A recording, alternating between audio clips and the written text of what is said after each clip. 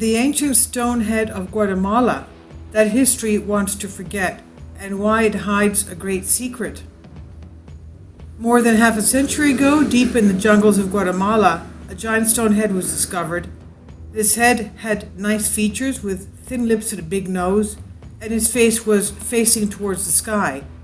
Surprisingly, the person turned out to be a Caucasian with Caucasian features which were not in line with any of America's pre-Columbian tribes.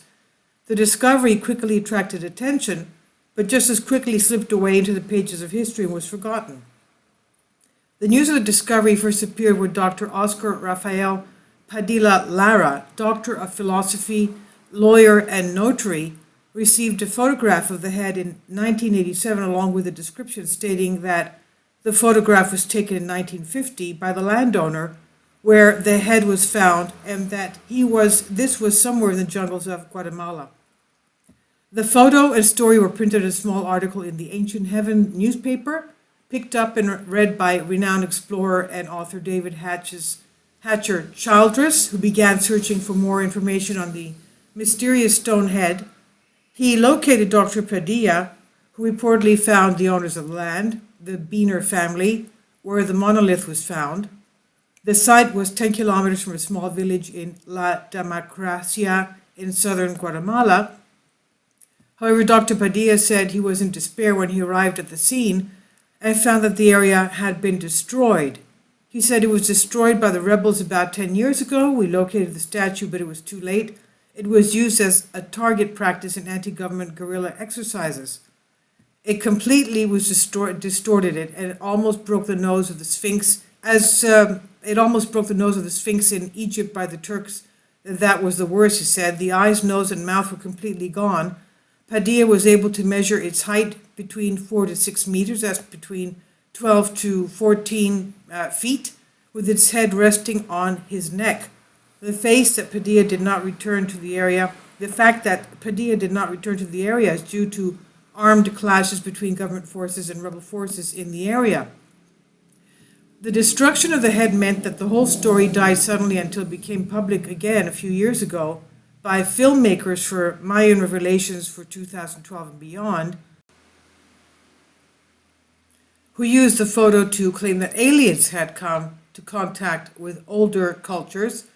The producer published a document written by archaeologist Hector E. Maya of Guatemala, who wrote, "I declare that this monument does not have the characteristics of the Maya, Nahuatl, Olmec, or any other pre-Columbian civilization. It was created by an extraordinary and superior culture with tremendous knowledge, of which there is no record of existence on this planet."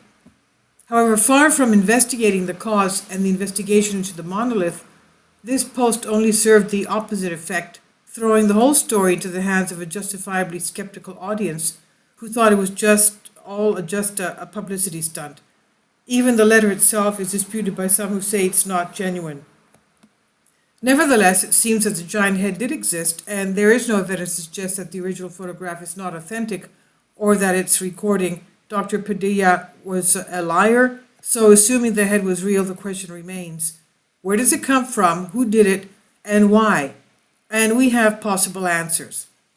The area where the stone head was reported to have been found, La Democracia, is in fact already famous for the stone heads that, like the stone head found in the jungle, also look up towards the sky. These are known to have been created by the Olmec culture, which flourished between 1400 and 400 BC, and icons have been found in places hundreds of miles outside the Olmec hinterland, including La Democracia. However, the stone head depicted in the 1950 photograph does not have the same features or style as the Olmeca heads.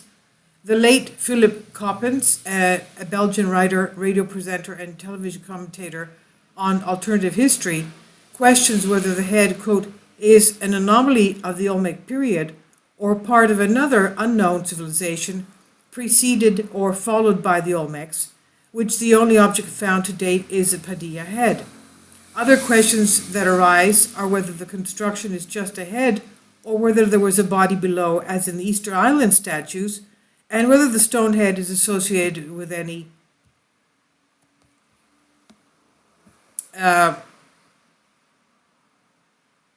other constructions in the area? It would be good to know the answer to these questions, but unfortunately, it seems that the publicity surrounding the movie Mayan Revelations for 2012 and beyond only served to bury the story deeper into the pages of history. Hopefully, an ambitious explorer will search the story one more time and explore further to find the truth about this enigmatic monument of the huge ancient stone Caucasian head. So, what do you think about this? Did any great civilization create this head, this sculpture, or was it even created with the intervention of aliens, or was it a combination of both? Please comment. I've just translated this for you from a Greek article.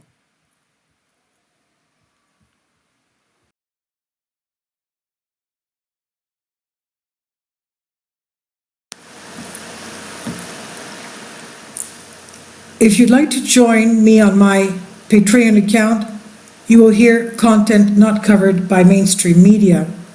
These riveting stories will be based on my research, and I will state my opinions and give my personal insight on diverse and controversial subjects and world events not covered by mainstream media, and not supported by YouTube guidelines. So whatever I have on my Patreon, most of those will not be on my YouTube channel. Please consider becoming a member today. More of the most significant and important videos will be on my Patreon channel. Your support helps me to continue my research and keeps this YouTube channel alive. And we depend on your support, your generous charity, because we help economically challenged families here in Athens, Greece, in Kapota, and we also help the young generation with university tuition and the community around our church. Thank you.